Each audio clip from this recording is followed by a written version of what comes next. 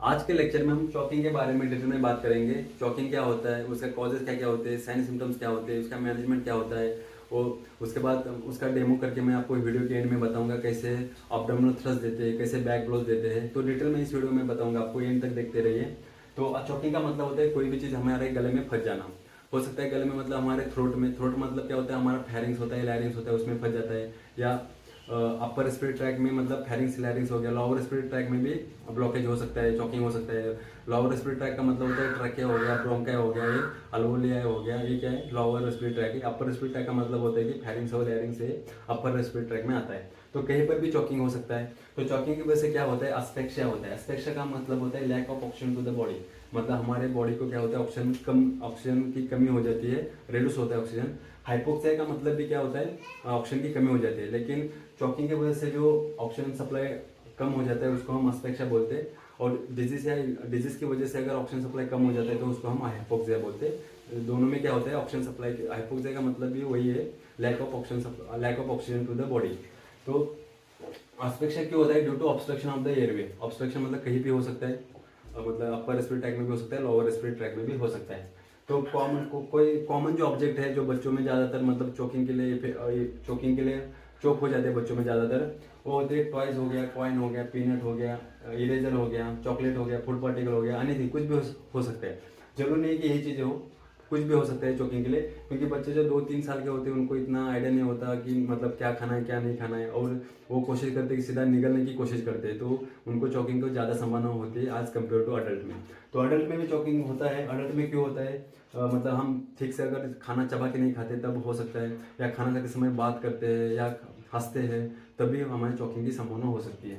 तो इसका sign symptoms क्या होता है, साइन सिम्टम क्या होता है, जैसे चॉकिंग हो जाएगा तुरंत हमारा क्या होगा, कपिंग, खांसी शुरू हो जाएगा। जैसे हमें चॉकिंग हो जाएगा तब खांसी शुरू हो जाएगा। पैनिक हो जाएगा, पैनिक मतलब स्ट्रेस में आ जाएगा, डर जाएगा आदमी, ठीक है। डिफिकल्टी इन स्पीकिंग, बोल नहीं पाएगा। साइनोसिस हो जाएगा। साइनोसिस का मतलब होता है हमारे नेल्स हो गया, लिप्स हो गया, स्किन हो गया, वो क्या हो गया, ब्लूइश हो जाएगा, ब्लूइश कलर हो जाएगा।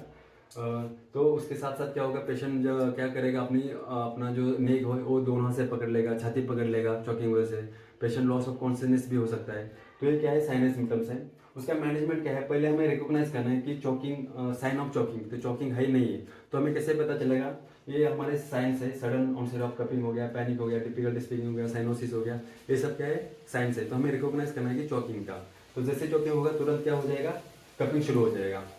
उसके बाद स्टे काम, हमें शांति से काम लेना है। असेस द सेवरिटी, सेवरिटी मतलब हमें देखना है पेशेंट कितना क्रिटिकल कंडीशन है। सेवरिटी मतलब अगर पेशेंट का कंप्लीट ब्लॉकेज होगा तो पेशेंट सांस भी नहीं ले पाएगा, ना बोल पाएगा, ना खांसी कर पाएगा, ठीक है। अगर कंप्लीट ब्लॉकेज होगा तो पेशेंट तुरंत क्या होगा, अनकॉन्शियस भी हो सकता है तुरंत, क्योंकि बिल्कुल कंप्लीट ब्लॉकेज है तो एयर बिल्कुल ही नहीं जाएगा, ठीक है। तो हमें पहले असेस करना है, ठीक है। उसके बाद इनकरेज द कपिंग, पेशेंट को इनकरेज करना है कपिंग के लिए, खांसी के लिए। और इनकरेज, खांसी के साथ साथ उसको क्या देना है, 5 बैक ब्लोज देना है। और चाइल्ड अडल्ट में हम क्या देते हैं, बैक ब्लोज देते हैं और अब्डोमिनल थ्रस्ट देते हैं। मतलब 1 साल से ज़्यादा और अडल्ट में 5 बैक ब्लोज और अब्डोमिनल थ्रस्ट देते हैं। जो 1 साल का बच्चा होता है उनको अलग प्रोसीजर होता है, मैं उसको अलग लेक्चर में बताऊंगा। जो 5 बैक ब्लोज जो होता है 1 साल से उम्र जो ज़्यादा है उनको, प्लस अडल्ट में हम देते हैं, प्लस गिव 5 अब्डोमिनल थ्रस्ट, दोनों भी हम क्या देते हैं, इन अडल्ट और 1 साल से जो ज़्यादा उम्र से बच्चे हैं, 1 साल से ज़्यादा जिसकी उम्र है उसको हम देते हैं। तो 5 बैक ब्लोज जो होता है वो हमारे शोल्डर ब्लेड होता है, वहाँ पे देना पड़ता है। एक्चुअली पोजिशन कहाँ होती है मैं आपको डेमो करके बताऊंगा एंड में।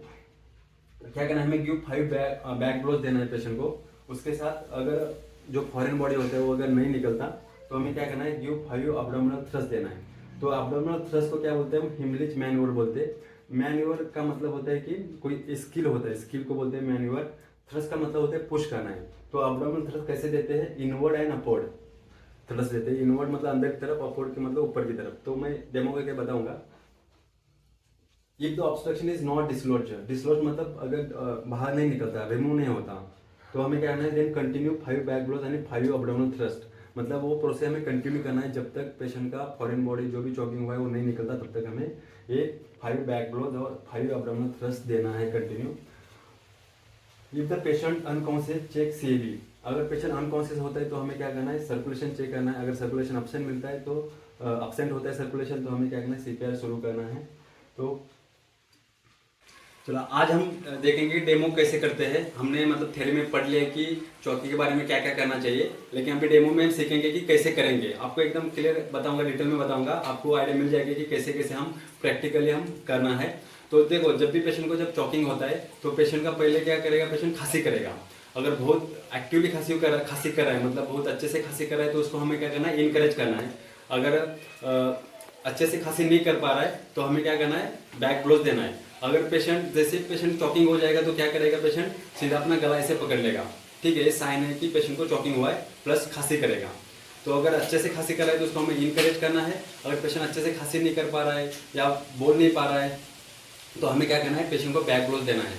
अगर तो हमें बैक ब्लोज कैसे देना है, तो पेशेंट को क्या करना है, हमें बैक ब्लोज का मतलब होता है, बैक मतलब होता है बैक, ब्लोज का मतलब होता है हवा। हम क्या कर रहे हैं, लंग के ऊपर हम प्रेशर डाल रहे हैं पीछे से। तो लंग जब प्रेशर डालेंगे तो क्या होगा, लंग के ऊपर प्रेशर डालेगा तो क्या होगा, लंग से हवा बाहर निकलेगी। तो उसे हवा के, तो हवा जब बाहर निकलेगी तब क्या होगा, जो चॉकिंग मटेरियल है वो भी बाहर निकलेगा। जैसे फॉर एग्जांपल हम एम्बू बैग लेते हैं, जब पेशेंट को हम ऑक्सीजन देना है तो हम क्या करते हैं, एम्बू बैग को दबाते हैं, तभी क्या होता है, एयर बाहर निकलती है। वैसे हम इधर क्या कर रहे हैं, पेशेंट के पीठ के ऊपर मार के क्या करें, लंग को हम दबा रहे हैं। तो लंग दबाएगा तो हम लंग को हम दबाएंगे तो क्या होगा, जो अंदर जो मटेरियल है वो क्या होगा, एयर के थ्रू बाहर निकलेगा, डिसलॉज हो जाएगा बोलते हैं उसको। तो हमें कहाँ पर देना है बैक ब्लोज, ये हमारा शोल्डर है, शोल्डर स्कैपुला बोलते हैं, स्कैपुला इसके मतलब शोल्डर ब्लेड्स बोलते हैं इनको। तो इन दोनों के बीच में जो होता है उस वहाँ पर हम क्या करेंगे, बैक ब्लोज देंगे। ठीक है, तो क्या करना है, पेशेंट को पहले झुकाना है। ऐसे पेशेंट को अपना एक जो हाथ है, एक हैंड है, वो पेशेंट को इधर मतलब वेस्ट के ऐसे डाल के पेशेंट को हमारे हाथ के ऊपर थोड़ा सा लिटाना है। जो बेंड करेंगे, इसको कितना बेंड करेंगे, उसका जो नेक है वो चेस्ट के नीचे जाना चाहिए थोड़ा। ठीक है, ऐसे प्लस क्या करेंगे, जो चेस्ट है बिल्कुल ऐसे, नेक जो है बिल्कुल ऐसे डाउन नहीं होना चाहिए, थोड़ा सा अप होना चाहिए, थोड़ा सा पेशेंट को डाउन करना है। और हमें क्या करना है, 5 बैक ब्लोज देना है। 5 बैक ब्लोज मतलब जो हमारा जो ये हाथ है, हाथ का जो हील है, इससे हम देंगे, क्योंकि अगर ऐसे हम मारेंगे तो प्रेशर नहीं बनेगा। इससे ये हील से हमें क्या करना है, प्रेशर डालना है। तो हम क्या पेशेंट को 5 बैक ब्लोज देंगे। तो वन, देखो पेशेंट देखना है कि हमें मतलब देखो, जो अब्डोमिनल थ्रस्ट हो गया उसको हम हेमलिक मैनुअल बोलते हैं, और बैक ब्लोज होता है तो हम किसको देते हैं, हम जो बच्चा 1 साल से उम्र ज़्यादा है और जो अडल्ट है उसमें हम ये प्रोसेस करते हैं। तो हमें कितना प्रेशर डालना है डिपेंड करता है कि पेशेंट कितना, मतलब अडल्ट कितना एज का है, उसका उम्र कितना है, डिपेंड करता है। अगर बच्चा होगा तो उसमें हम क्या करेंगे, उस हिसाब से हम प्रेशर डालेंगे। ठीक है, अब ये कितना मतलब सहन कर सकते हैं, हमें इतना पता चल जाएगा कि कितना जोर तक मारना है। तो हमें कहना 5 बैक ब्लोज देना है। तो 5 बैक ब्लोज कैसे देंगे, 1 हो गया, 2 हो गया। हमें पेशेंट को पीछे खड़े रह सकते हैं, साइड में रह सकते हैं, आपको जैसे कंफर्टेबल लगे वैसे खड़े रहना है। पेशेंट को थोड़ा सा झुकाना है। 3, जब हम बैक ब्लोज दे रहे हैं तब हमें देखना भी है कि जो फॉरेन बॉडी है वो नीचे गिरा है नहीं गिरा है, वो भी देखना है हमें। ठीक है, तो 4 हो गया और 5 हो गया, 5 बैक ब्लोज दिए। अगर फॉरेन बॉडी नहीं निकलता तो हमें क्या करना है, पेशेंट को अब्डोमिनल थ्रस्ट देना है। तो अब्डोमिनल थ्रस्ट क्या होता है, अब्डोमिनल थ्रस्ट मतलब क्या होता है, अब्डोमिनल थ्रस्ट को हम बोलते हैं हेमलिच मैन्यूअर। तो अब्डोमिनल थ्रस्ट में क्या करते हैं, हम डायफ्राम के थ्रू हम लंग को दबा रहे हैं। तो दबाने से क्या होगा, लंग के ऊपर हम प्रेशर डाल रहे हैं अब्डोमिनल थ्रस्ट में। थ्रस्ट का मतलब होता है पुश करना। ठीक है, ये जो अब्डोमिनल थ्रस्ट को हम क्या बोलते हैं, हेमलिच मैन्यूअर। हेमलिच मैन्यूअर कौन, हेमलिच जो थे वो एक साइंटिस्ट थे, एक डॉक्टर थे, थोरेसिक सर्जन थे। उन्होंने इसका डिस्कवर किया है, इन्वेंशन किया है हेमलिच मैन्यूअर का। मैन्यूअर का मतलब होता है स्किल, तो उन्होंने डिस्कवर किया है। तो हम अब्डोमिनल थ्रस्ट कैसे देंगे, तो हम क्या करेंगे, ये जिपॉइड प्रोसेस है। यहाँ पे मतलब स्टर्नम का जहाँ पे एंड होता है, जहाँ पे डिप्रेशन होता है, मतलब यहाँ पे, वहाँ पे क्या है, स्टर्नम है, स्टर्नम का जिपॉइड प्रोसेस बोलते हैं इसको। मतलब स्टर्नम का टिप है, और यहाँ पे नाभि। तो नाभि, इन दोनों के बीच में हमें सेंटर में क्या करना है, अब्डोमिनल थ्रस्ट देना है। तो आपको अगर ये दोनों का सेंटर ले लो, या नाभि से हमें 5 to 6 सेंटीमीटर ऊपर, नाभि से 5 to 6 सेंटीमीटर ऊपर तरफ हमें क्या करना है, अब्डोमिनल थ्रस्ट देना है। तो फॉर एग्जांपल 5 to 6 सेंटीमीटर मान के इधर आएगा। ठीक है, यहाँ पे हमें क्या करना है, अब्डोमिनल थ्रस्ट देना है। तो जब अब्डोमिनल थ्रस्ट देंगे तो क्या करेंगे, हम इनवर्ड और अपवर्ड करेंगे, मतलब इन प्लस अपवर्ड, ऐसे हम अब्डोमिनल थ्रस्ट देंगे। ठीक है, 5 अब्डोमिनल थ्रस्ट देंगे, उसी को हम क्या बोलते हैं, हेमलिच मैन्यूअर बोलते हैं। तो इसमें आप 5 यहाँ पे देखो, पेशेंट को हम क्या करेंगे, पीछे खड़े हो जाएंगे और पेशेंट को यहाँ पे जो हमारा अंगूठा है, अंगूठा को इधर रखेंगे 5 सेंटीमीटर ऊपर, नाभि से ऊपर से हमारा जो लेफ्ट हैंड है ऊपर से उसको कवर करेंगे। ठीक है, उसके बाद पेशेंट को 5 अब्डोमिनल थ्रस्ट देंगे। देखो जोर से देना है, 1 2 3 4 5। हमें देखना भी है कि फॉरेन बॉडी डिसलॉज हो रहा है नहीं हो रहा है, मतलब फॉरेन बॉडी जो चॉकिंग मटेरियल है वो बाहर निकल रहा है नहीं निकल रहा, वो भी देख करना है। तो ऐसे हम कंटिन्यू करेंगे, इसको हम कंटिन्यू करेंगे, मतलब 5 अब्डोमिनल थ्रस्ट देंगे, 5 बैक ब्लोज देंगे, ऐसे कंटिन्यू करते रहेंगे जब तक हमारा जो फॉरेन मटेरियल है, जो फॉरेन चॉकिंग मटेरियल है, जब तक निकलता नहीं है। अगर फॉर एग्जांपल अगर पेशेंट अनकॉन्शियस होता है तो क्या करोगे, तो अनकॉन्शियस होता है तो क्या, अगर पेशेंट अनकॉन्शियस होता है इसका मतलब क्या होगा, पेशेंट का जो कंडीशन है बहुत क्रिटिकल है, बहुत मतलब सेवर कंडीशन है। तो हो सकता है पेशेंट को अनकॉन्शियस होगा तो हो सकता है पेशेंट कार्डियक अरेस्ट भी हो सकता है, क्योंकि बिल्कुल ही अनकॉन्शियस अगर चॉकिंग में अगर अनकॉन्शियस होता है तो इसका मतलब क्या होता है, एयर जो होता है बहुत मतलब जो ऑक्सीजन पेशेंट को कमी मिलेगा, क्योंकि ब्रीदिंग इतना अच्छे से नहीं कर पाएगा, तो हमारी बॉडी को भी ऑक्सीजन नहीं मिलेगा, तो हो सकता है उसको मतलब कार्डियक अरेस्ट भी होने की संभावना है। ठीक है, तो पेशेंट जब अनकॉन्शियस होता है तो हमें क्या करना है, पेशेंट को पहले लिटाना है। ठीक है, लिटाने के बाद क्या करेंगे, देखो हम जब भी मतलब अमेरिकन हार्ट एसोसिएशन बोलते हैं कि जब भी हम सीपीआर स्टार्ट करेंगे तब हम क्या करेंगे, चेस्ट कॉम्प्रेशन से शुरू करेंगे। तो यहाँ पे पेशेंट जो है हमारा चॉकिंग है, तो चॉकिंग में हमें क्या करना है, अभी हमने पेशेंट अनकॉन्शियस हो गया, मतलब अनकॉन्शियस हो गया मतलब बेहोश हो गया, कोई रिस्पॉन्स नहीं दे रहा है, तो उसको हमने जमीन पे लिटा दिया। उसके बाद हम क्या करेंगे, उसके बाद हम उसका एयरवे क्लियर करेंगे। एयरवे मतलब हम, क्योंकि हमने बैक ब्लोज दिए थे, 5 अब्डोमिनल थ्रस्ट दिया था, तो हो सकता है कि उसका जो चॉकिंग मटेरियल है वो बाहर आ सकता है, मतलब माउथ में आ सकता है। माउथ में अगर हमको दिखाई देता है फॉरेन मटेरियल तब हम उंगली से निकालेंगे, अगर हमें दिखाई देता है लेकिन हमें लगता है कि हम नहीं निकाल पाऊंगा तो हमें क्या करेंगे, उसको हम कुछ नहीं करेंगे, उसको वैसे ही रहने दें। नहीं तो आप अगर कोशिश करोगे तो और वो अंदर चल जाएगा। तो हमें क्या करना है, अगर हमारे फॉरेन मटेरियल जो भी चॉकिंग मटेरियल हमें दिखाई दे रहा है, अगर आप निकाल सकते हो तो उसको रिमूव करो, अगर नहीं निकाल सकते हो तो छोड़ दो। उसके बाद हम क्या करेंगे, चेस्ट कॉम्प्रेशन देंगे। देखो जैसे बच्चा होता है, बच्चों में जो 1 साल का बच्चा होता है, 1 साल के अंदर उसको हम इन्फेंट बोलते हैं, उसको हम क्या देते हैं, चेस्ट थ्रस्ट देते हैं। प्लस जो प्रेग्नेंट लेडीज होती है उसको में हम क्या देते हैं, चेस्ट थ्रस्ट देते हैं, उनको अब्डोमिनल थ्रस्ट नहीं देते हैं, मतलब हेमरेज मैन्योर नहीं देते हैं। तो यहाँ पे पेशेंट जब अनकॉन्शियस होता है तब उसको हम क्या देना है, चेस्ट थ्रस्ट की जगह देना है चेस्ट कॉम्प्रेशन देना है, क्योंकि चेस्ट कॉम्प्रेशन भी वही काम करेगा, हमारे लंग को क्या करेगा, प्रेशर, हम लंग को दबा रहे हैं चेस्ट कॉम्प्रेशन के थ्रू, तो हो सकता है कि जो चॉकिंग मटेरियल है वो बाहर निकल जाएगा एयर के थ्रू।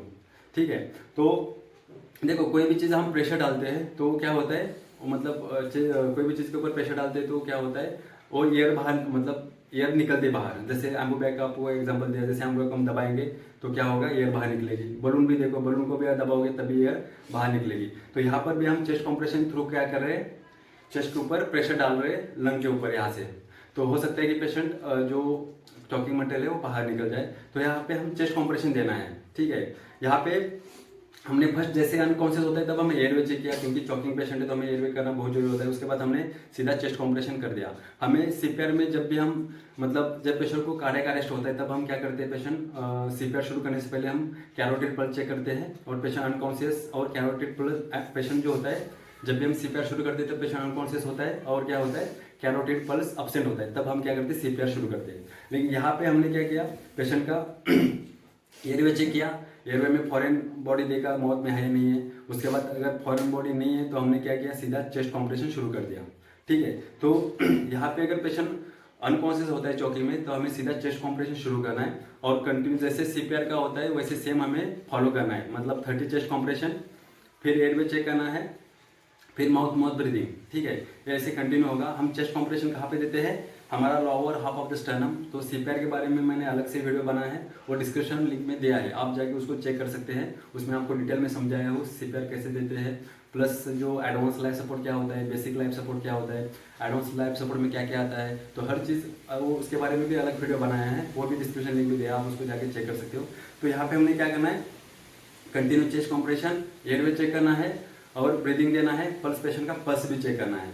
ठीक है, इसमें एक कंटिन्यू जैसे सीपीआर का सेम प्रोसेस चालू होगा, और जल्दी से जल्दी हमें पेशेंट को क्या करना है, हॉस्पिटल में लेके जाना है। बाद में हॉस्पिटल जाने के बाद अलग बात है, उसमें सर्जरी होगा, जो भी अलग ट्रीटमेंट होगा। लेकिन हमें जो फर्स्ट एड मैनेजमेंट यही देना है। उसके बाद जो बच्चों में होता है, मतलब जो बच्चों में क्या करते हैं, बच्चों में यही सेम प्रोसीजर होता है। मतलब 1 साल से उम्र जिसकी ज़्यादा है उसमें हम बैक ब्लोज 5 देते हैं, अब्डोमिनल भी थ्रस्ट देते हैं। उसका भी मैं डेमो दूंगा इसी वीडियो में।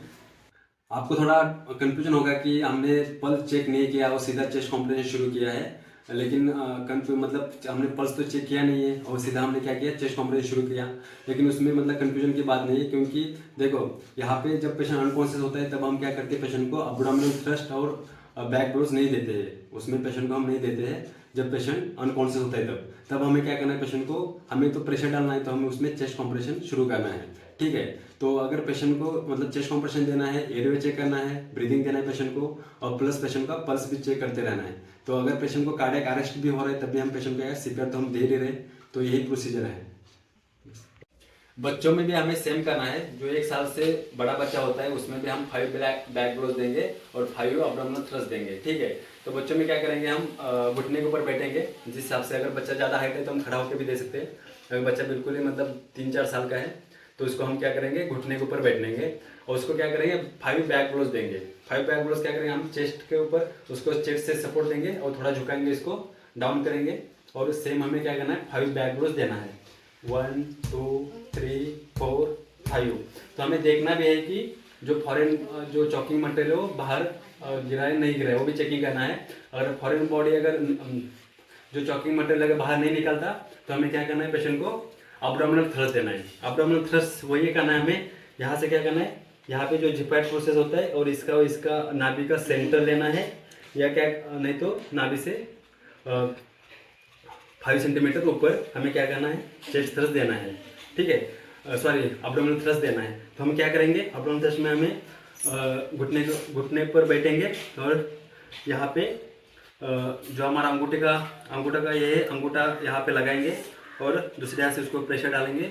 और जो हम अब्डोमिनल थ्रस्ट देंगे क्या देंगे, इनवर्ड अपवर्ड देंगे। मतलब यहाँ पे 1 2 3 4 5 ऐसे 5 अब्डोमिनल थ्रस्ट देंगे। अगर नहीं निकलता तो हम बाद में फिर 5 बैक ब्लोज देंगे। फिर जब तक मतलब फॉरेन बॉडी जो नहीं निकलता, चॉकिंग मटेरियल जो नहीं निकलता, तब तक हम 5 back blows 5 abdominal thrust continue देंगे जब तक नहीं निकलता। अगर पेशेंट अनकॉन्शियस होता है तो मैंने आपको बताया था सेम प्रोसीजर, उसी को फॉलो करना है। आई होप आप समझ गए होंगे। अगर इसमें अगर कुछ आपको डाउट है तो मुझे कमेंट करके बता दीजिए। धन्यवाद।